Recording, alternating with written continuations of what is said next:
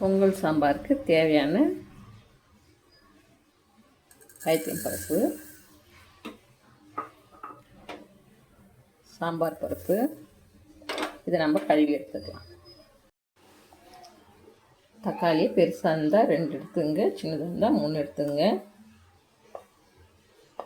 பூண்டு,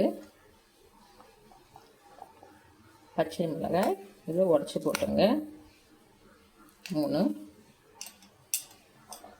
சின்ன வெங்காயம் ஒரு 15 உரிச்சி எடுத்துங்க. மஞ்சள் பொடி, ஒரு 2 டம்ளர் தண்ணி ஊற்றிங்க. ஒரு 5 பேர் சாப்பிட்லாம் இந்த சாம்பார்.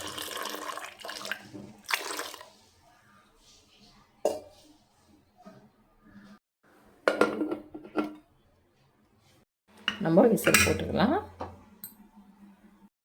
கேஸு பற்ற வச்சுக்கலாம்.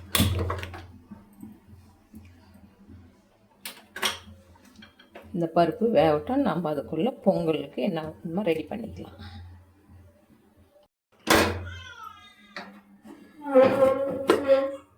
பருப்பு நல்லா வெந்துடுச்சு பாருங்கள். சட்டி நல்லா காஞ்சிடுச்சு.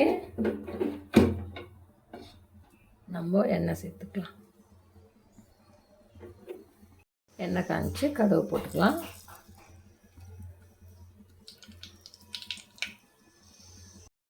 காஞ்ச மிளகா,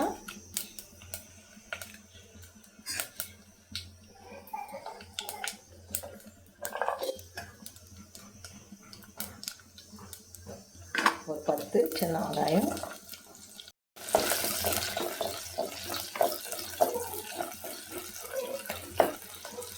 நம்ம தக்காளி எல்லாம் போட்டு வேக வச்சுக்கிறோம். இப்போ அதுக்கு தக்காளி தேவையில்லை. கறிவேப்பிலை, இஞ்சி கட் பண்ணி வச்சுருக்கிறோம் ஒரு 4 பீஸ். வெங்காயம் வதங்கிடுச்சு. இப்போ பருப்பு நம்ம வேக வச்சிருந்தால அது இதில் சேர்த்துக்கலாம்.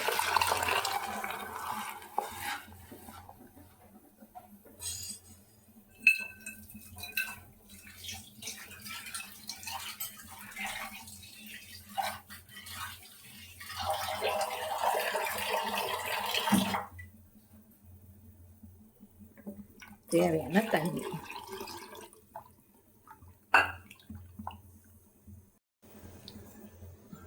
உப்பு,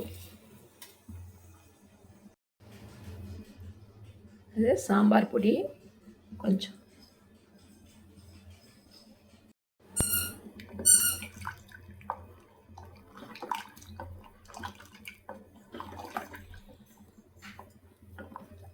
இது ஒரு 10 நிமிஷம் கொதிக்க விட்டுடலாம்.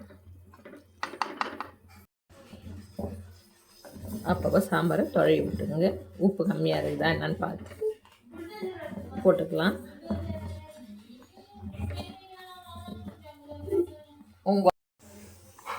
கொத்தமல்லி தூவிட்டு சாம்பார் இறக்கலாம். கேஸ் ஆஃப் பண்ணிக்கோங்க. இது ஆஃப் பண்ணால் கூட ஒரு 5 நிமிஷம் கொச்சிருந்தா இருக்கும். முடிச்சு